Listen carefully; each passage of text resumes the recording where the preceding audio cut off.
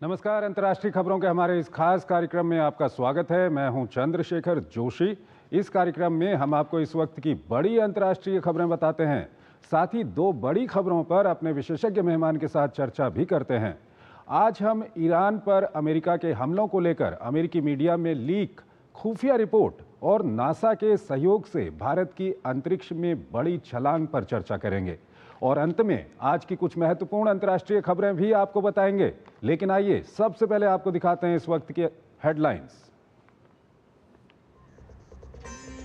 ईरानी परमाणु कार्यक्रम पर हमले को लेकर पेंटागन की खुफिया रिपोर्ट लीक। मीडिया रिपोर्ट को अमेरिकी राष्ट्रपति ने बताया फेक न्यूज, कहा ऐतिहासिक सैन्य अभियान को बदनाम करने की कोशिश।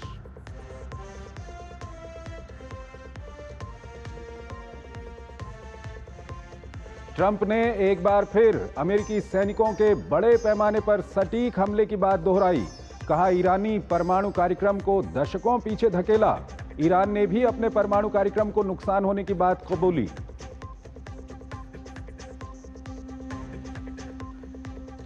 ईरान की संसद ने आईएईए के साथ सहयोग निलंबित करने वाले विधेयक को दी मंजूरी। रूस ने भी अंतर्राष्ट्रीय परमाणु ऊर्जा एजेंसी के साथ सहयोग खत्म करने का किया ऐलान, कहा ईरान पर बिना वजह हमलों को देखते हुए लिया फैसला।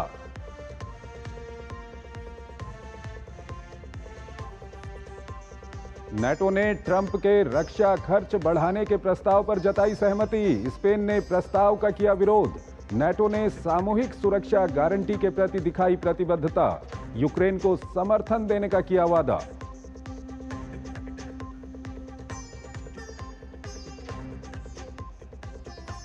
एक्सियोम 4 मिशन ने भरी उड़ान। भारत के शुभांशु शुक्ला सहित 4 अंतरिक्ष यात्री 14 दिन के लिए अंतरिक्ष स्टेशन के लिए हुए रवाना।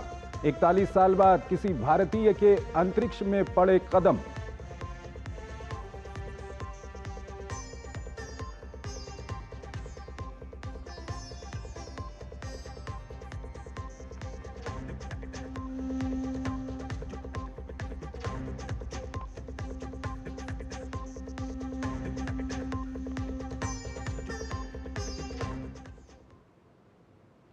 और आइए पहली खबर की ओर आपको लिए चलते हैं। अमेरिकी मीडिया में अमेरिका द्वारा ईरान के परमाणु संस्थानों पर किए गए हमलों को लेकर पेंटागन की एक खुफिया रिपोर्ट के प्रकाशित होने से हड़कंप मच गया।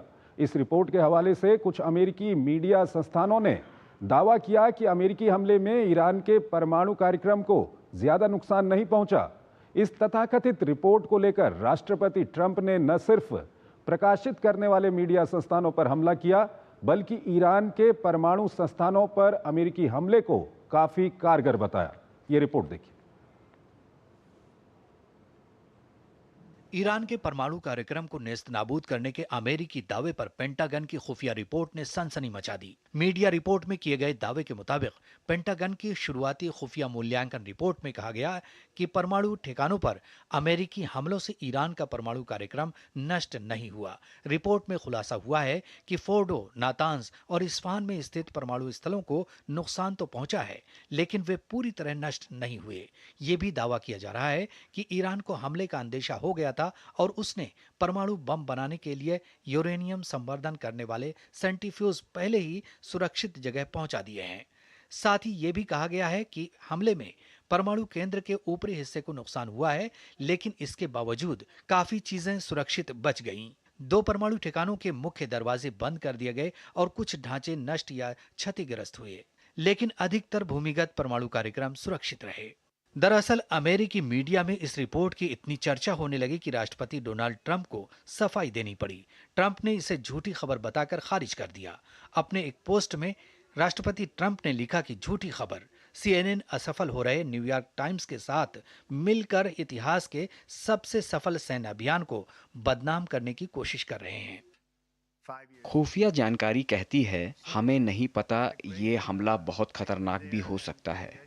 खुफिया जानकारी यही कहती है, इसलिए मुझे लगता है कि यह सही है, लेकिन मुझे लगता है कि हमें नहीं पता वाले वक्तव्य को भी स्वीकार कर सकते हैं। यह हमला बहुत विध्वंसक था, यह विनाश था। रिपोर्ट पर मची खलबली के बाद व्हाइट हाउस ने सामने आकर अपनी सफाई पेश की। कैरोलिन लेविट ने पेंटागन द्वारा परमाणु साइट पर हुए हमले के आकलन होने की बात तो स्वीकार की, लेकिन वे इसके नतीजों से सहमत नहीं दिखे। CNN और न्यूयॉर्क टाइम्स के दावे का खंडन करते हुए व्हाइट हाउस ने कहा कि खुफिया रिपोर्ट लीक होना राष्ट्रपति ट्रंप को बदनाम करने की साजिश है। उन बहादुर फाइटर पायलट का क्रेडिट लेने की कोशिश है जिन्होंने ईरान के परमाणु कार्यक्रम को पूरी तरह से तबाह कर दिया। दरअसल पिछले दिनों अमेरिकी राष्ट्रपति डोनाल्ड ट्रंप ने दावा करते हुए कहा था कि उनकी मिसाइलों ने ईरान के परमाणु कार्यक्रम को खत्म कर दिया है। जिस खुफिया रिपोर्ट के हवाले से खबर चलाई गई, उसके दावे को पेंटागन के मुख्य प्रवक्ता ने हवा निकाल दी। सीन परनेल ने कहा कि अमेरिका ने ईरान के 3 परमाणु केंद्रों फोर्दो, नतांज और इस्फहान पर ऐसे बमों से हमला किया जो जमीन में 61 मीटर तक की गहराई तक जाकर विस्फोट कर सकते हैं।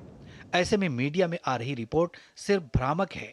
पेंटागन के दावे को ईरान के कबूलनामे से जोड़कर देखा जा रहा है, जिसमें उसने माना था कि 22 जून को अमेरिकी हमलों से उसके परमाणु ठिकानों को काफी नुकसान पहुंचा है।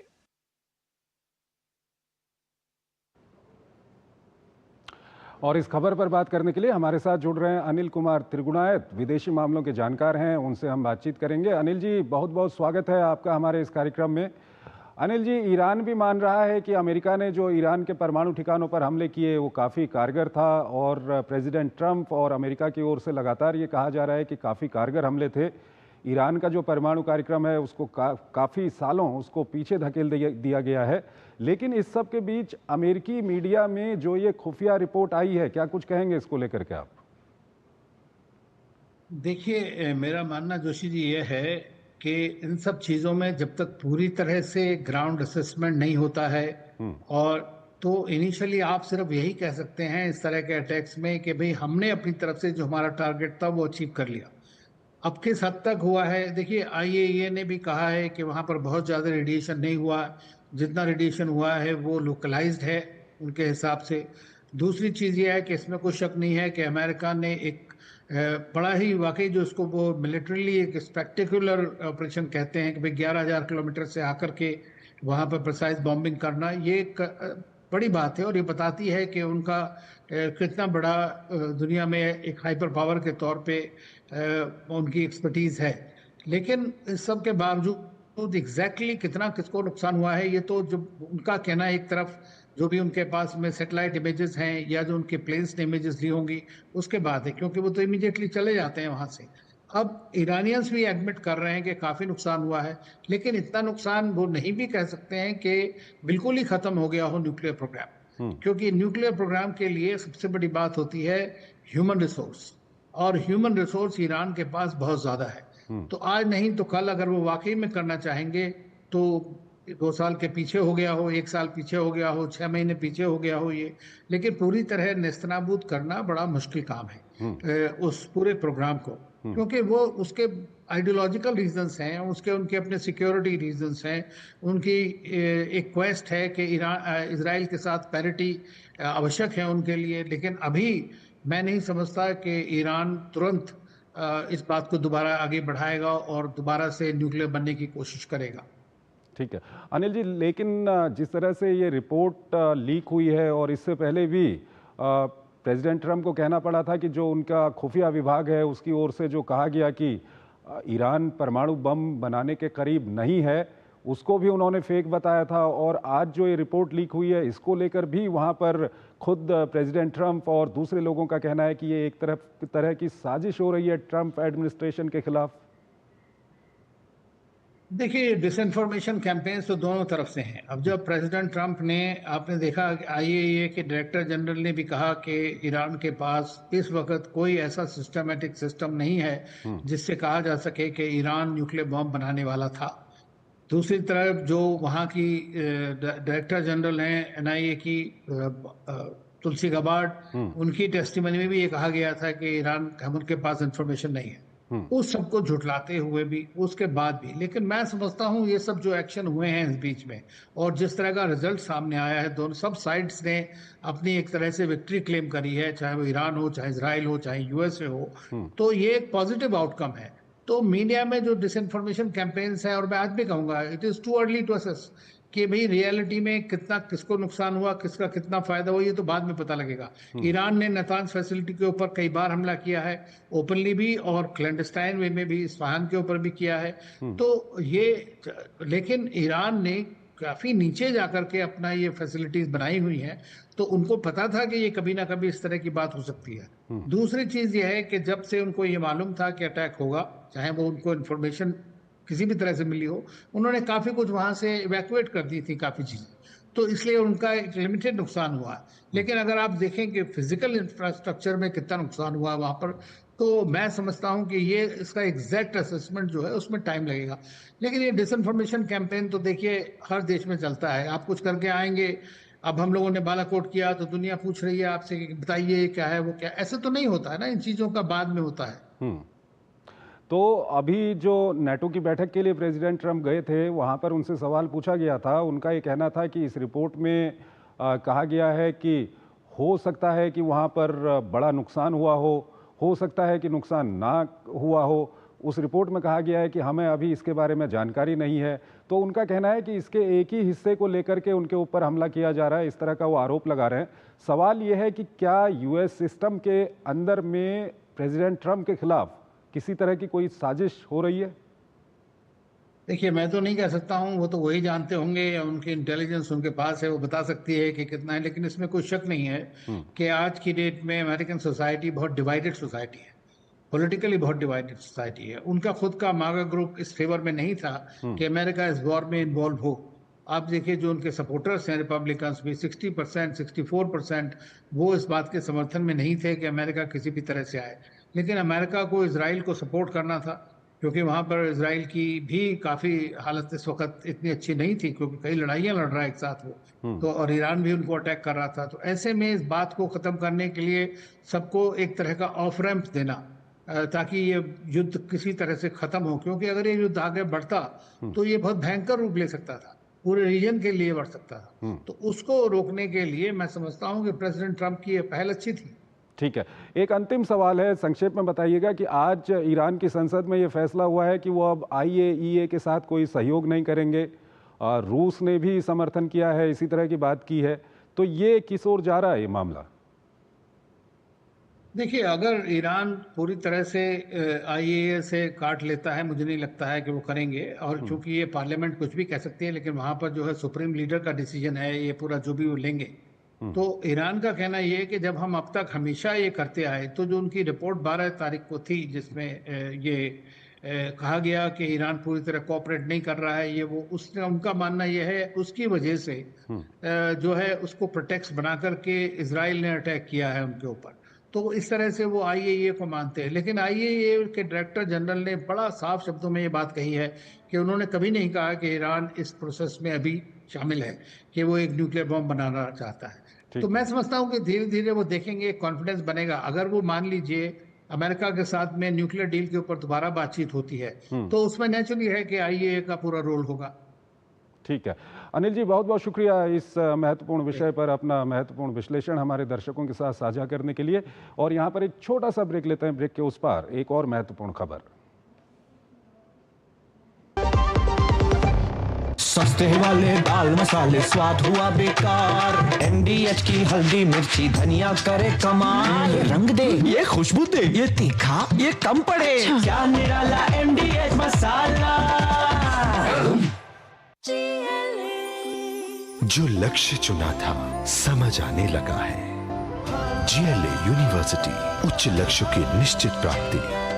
केंट गोल्ड से पानी होता है ज्यादा प्योर, बैक्टीरिया के अलावा हानिकारक सिस्ट भी निकलती है। बिना बिजली से चलने वाला वाटर प्योरीफायर जो पानी को शुद्ध करे और बीमारियों से बचाए। अब हर परिवार होगा स्वस्थ केंट से। डॉक्टर दादू, हाँ? ये प्रीमियम क्या होता है? बेटा प्रीमियम मतलब समझ लो पेट्रोल। जब तक कार में पेट्रोल है तब तक कार चलेगी, पेट्रोल खत्म कार स्टॉप। पर पापा, इस बार पेट्रोल खत्म होने पर भी कार चलती रहेगी। वो कैसे? LIC के जीवन लाभ में प्रीमियम पेमेंट हो जाए स्टॉप, पर पॉलिसी के फायदे चलते रहते हैं। मतलब अब लाइफ की गाड़ी चलेगी नॉन स्टॉप। LIC हर पल आपके साथ। स्वागत है आपका ब्रेक के बाद। भारत के अंतरिक्ष यात्री शुभांशु शुक्ला ने इतिहास रच दिया है। वो नासा के केनेडी स्पेस सेंटर से एक्सियोम 4 मिशन के जरिए अंतरिक्ष में पहुंचे। शुभांशु के साथ पोलैंड, हंगरी समेत 3 अन्य देशों के एस्ट्रोनॉट भी हैं। ये मिशन 14 दिन का होगा और जल्द ही भारत द्वारा अंतरिक्ष में खुद इंसान को भेजने के मिशन के लिए काफी महत्वपूर्ण साबित होगा। ये रिपोर्ट देखिए।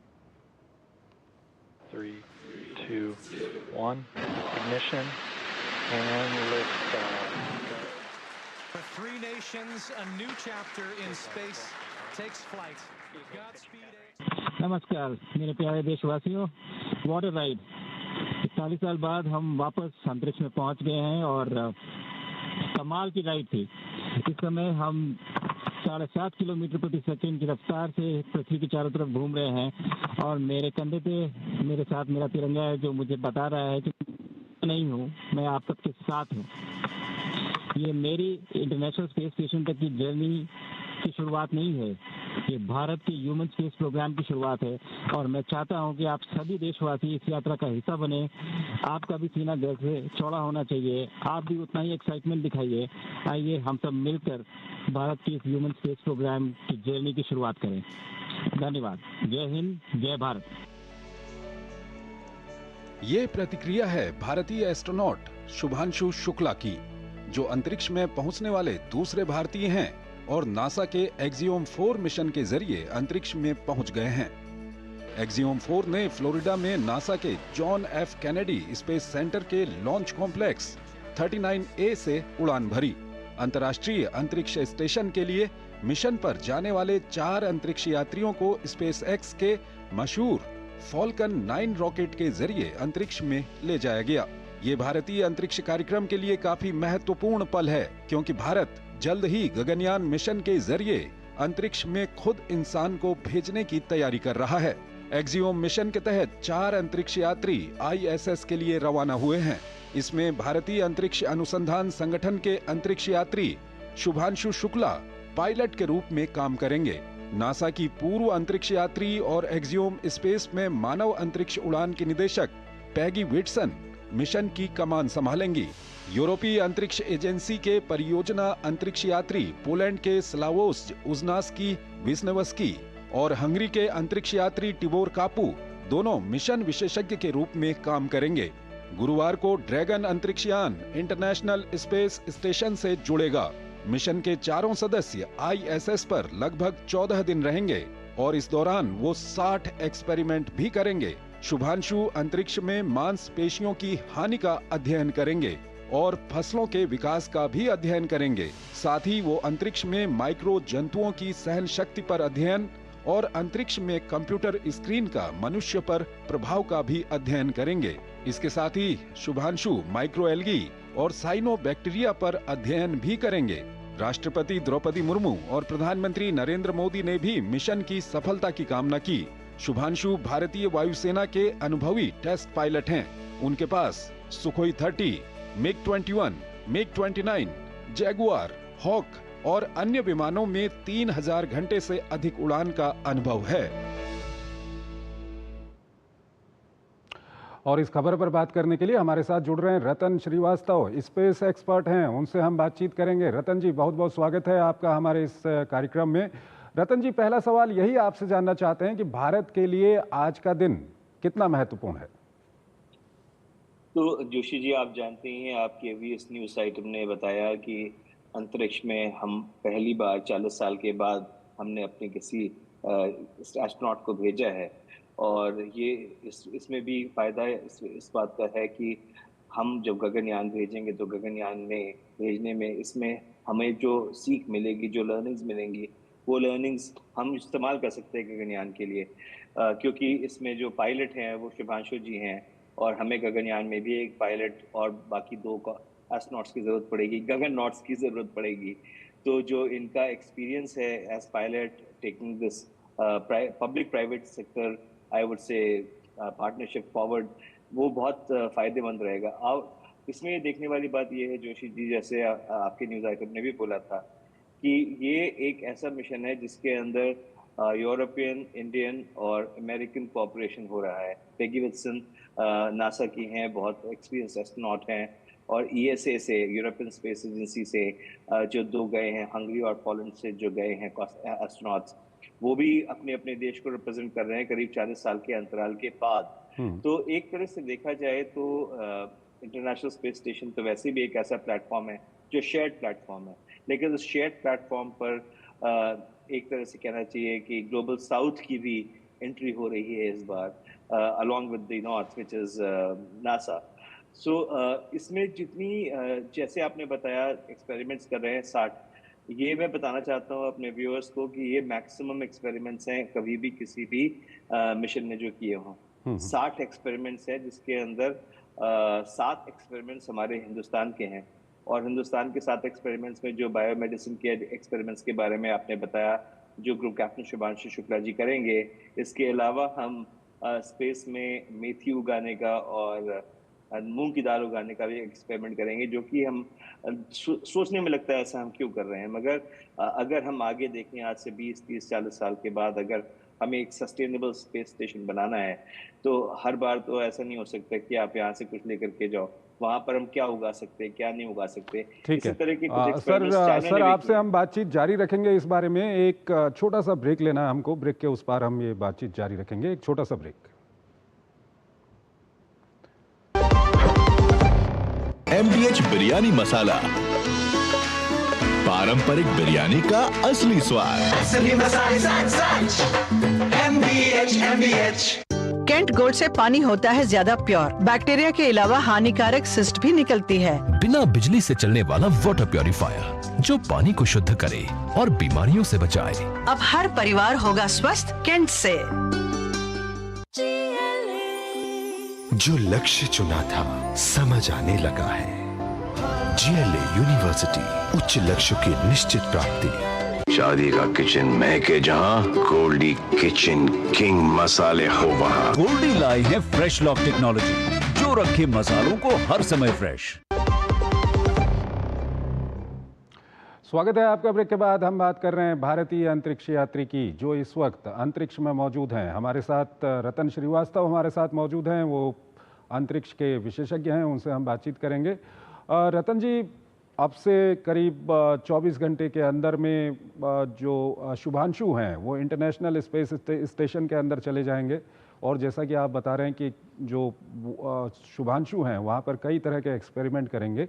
ये एक्सपेरिमेंट कितने महत्वपूर्ण रहेंगे गगनयान के लिए, जो भारत जल्द ही अपना मिशन शुरू करने वाला है, जिसमें भारत खुद के रॉकेट के जरिए अपने अंतरिक्ष यात्रियों को अंतरिक्ष में भेजेगा?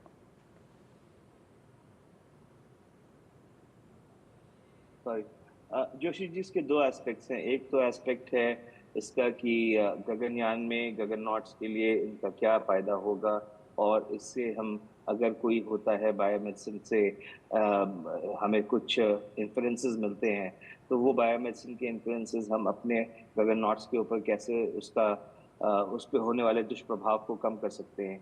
ये तो एक बात है। दूसरी बात ये है कि जो एक्सपेरिमेंट्स हो रहे हैं, 7 एक्सपेरिमेंट, वो तो हमारे अपने हैं, department of science and technology, department of biotech, हमारे देश के हैं। लेकिन ऐसा नहीं है कि बाकी जो एक्सपेरिमेंट्स हो रहे हैं उन एक्सपेरिमेंट्स का हम इसमें इस्तेमाल नहीं कर सकते हैं। उन एक्सपेरिमेंट से भी जो सीख मिल रही है वो भी हम इस्तेमाल करेंगे। और अगर एक तरह से देखा जाए तो कल्चरली ये 3 कल्चर्स हैं, एक हमारा Indian Asian culture, European culture और US कल्चर, और ये तीनों कल्चर्स के जो एक्सपेरिमेंट्स हैं वो अपने कल्चर के हिसाब से, जैसे हमारा कल्चरल एस्पेक्ट आपने जैसे मैंने बोला फेनुग्रीक और मूंग है, उसी तरह से अलग देशों के भी हैं। लेकिन बायोमेडिसिन एक बहुत इम्पॉर्टेंट एस्पेक्ट है इसमें होने वाले एक्सपेरिमेंट्स का, और बायोमेडिसिन के बारे में जितना हम कहें उतना ही कम है, क्योंकि हम अभी तक नहीं जानते हैं कि क्या क्या वहाँ पर हमारे मसल्स के ऊपर इम्पैक्ट होता है, हमारे स्केलेटल सिस्टम के ऊपर इम्पैक्ट होता है, हमारी आइज के ऊपर क्या इम्पैक्ट होता है, और अगर ये लॉन्ग टर्म रहते हैं तो लॉन्ग टर्म सस्टेन, जैसे मैंने पहले ही बोला कि अगर हम लॉन्ग टर्म रहेंगे तो लॉन्ग टर्म सस्टेनेबिलिटी के लिए हमको इसके बारे में जानना जरूरी है, ताकि हम उसको इनकॉर्पोरेट कर सके, उसके अंदर कैसे उसको अवॉइड करें या मिटिगेट कर सके। मिटिगेट तो कर ही सके, अगर अवॉइड ना कर सके तो। ठीक है, बहुत बहुत शुक्रिया रतन जी हमारे इस कार्यक्रम में जुड़ने के लिए और अपने काफ़ी महत्वपूर्ण जो विश्लेषण हैं, जो जानकारियां हैं वो हमारे दर्शकों के साथ साझा करने के लिए। यहाँ पर हमको एक छोटा सा ब्रेक लेना है और ब्रेक के उस पार आज की कुछ और महत्वपूर्ण अंतर्राष्ट्रीय खबरें आपको बताएंगे। एक छोटा सा ब्रेक। कैंट गोल्ड से पानी होता है ज्यादा प्योर, बैक्टीरिया के अलावा हानिकारक सिस्ट भी निकलती है। बिना बिजली से चलने वाला वाटर प्योरीफायर जो पानी को शुद्ध करे और बीमारियों से बचाए। अब हर परिवार होगा स्वस्थ कैंट से। ओह लवली, वेल डन। अब होगा बड़ा स्टूडियो, नया कैमरा, नई लाइट्स। लगे हाथ नई कार भी ले लो उसी लोन से। नो, लोन लिए गए काम में ही लगाओ, समय से EMI चुकाओ, क्रेडिट स्कोर बढ़ाओ और अगला लोन आसानी से पाओ। कार नहीं तो मेरी फोटो तो ले लो। आप कौन? RBI कहता है वित्तीय समझदारी समृद्ध नारी। शादी का किचन महके जहाँ, गोल्डी किचन किंग मसाले हो वहाँ। गोल्डी लाई है फ्रेश लॉक टेक्नोलॉजी जो रखे मसालों को हर समय फ्रेश। स्वागत है आपका ब्रेक के बाद और अंतर्राष्ट्रीय खबरों के हमारे इस कार्यक्रम को हम यहीं पर समाप्त करते हैं, लेकिन जाते जाते आपको छोड़ जाते हैं आज की कुछ और बड़ी महत्वपूर्ण अंतर्राष्ट्रीय खबरों के साथ। आप इन खबरों को देखिए और हमारी पूरी टीम को इजाजत दीजिए। नमस्कार। नाटो के सदस्य देशों ने नीदरलैंड के हेग में आयोजित एक शिखर सम्मेलन में रक्षा खर्च पर 5% की वृद्धि करने पर सहमति जताई। ये कदम राष्ट्रपति डोनाल्ड ट्रंप की मांग और यूरोपीय देशों की उस चिंता को लेकर उठाया गया है जिसमें 2022 में यूक्रेन पर रूस के हमले के बाद सुरक्षा पर बढ़ते खतरे का आकलन किया गया है। राष्ट्रपति ट्रंप ने नाटो सदस्य देशों से रक्षा खर्च बढ़ाने की मांग रखी थी, लेकिन स्पेन ने इसे अवास्तविक बताते हुए खारिज कर दिया था। हालांकि अब नाटो के नेता अपना रक्षा खर्च बढ़ाने पर सहमत हो गए हैं। ईरान की संसद ने बुधवार को एक विधेयक पारित किया जिसमें संयुक्त राष्ट्र की परमाणु निगरानी संस्था IAEA के साथ सहयोग निलंबित करने का प्रावधान है। ये कदम इजराइल के साथ संघर्ष के बाद उठाया गया है जिसमें इजराइल ने ईरान के परमाणु हथियार विकसित करने की आशंका जताई थी। इस बिल के अनुसार अब IAEA की किसी भी प्रकार की जांच के लिए ईरान की सुप्रीम नेशनल सिक्योरिटी काउंसिल से अनुमति लेनी होगी। दक्षिणी गजा में सैन्य अभियान के दौरान एक विस्फोटक उपकरण से इजरायली सैनिकों की बख्तरबंद गाड़ी के टकराने से 7 सैनिकों की मौत हो गई। ये घटना उस वक्त हुई जब एक ऑपरेटिव ने खान यूनिस में चलते हुए बख्तरबंद कॉम्बैट इंजीनियरिंग व्हीकल पर बम लगाया जिसमें सैनिक सवार थे। विस्फोट से CEV में आग लग गई जिसकी चपेट में आने से गाड़ी में मौजूद सभी सैनिक मारे गए। केनिया में हजारों लोग सरकार विरोधी प्रदर्शन की वर्षगांठ पर सड़कों पर उतरे। प्रदर्शनकारियों को नियंत्रित करने के लिए पुलिस ने आंसू गैस के गोले छोड़े और हवाई फायरिंग की। गोली लगने से 10 प्रदर्शनकारी घायल हुए हैं जिन्हें अस्पताल में भर्ती कराया गया है। दरअसल पिछले वर्ष कर वृद्धि और बेरोजगारी के विरोध में हुए आंदोलनों में सुरक्षा बलों की कार्रवाई में कम से कम 60 लोगों की मौत हुई थी। ब्रिटिश सरकार को सलाह देने का काम करने वाले विशेषज्ञों के एक समूह ने बताया है कि ब्रिटेन ने 1990 से कार्बन उत्सर्जन में 50% से अधिक की कटौती की है। समिति ने संसद को अपनी रिपोर्ट में कहा कि धरती को गर्म करने वाली ग्रीन हाउस गैसों के उत्सर्जन में गिरावट का एक बड़ा कारण ब्रिटेन के कोयला आधारित बिजली उत्पादन संयंत्रों का बंद होना था।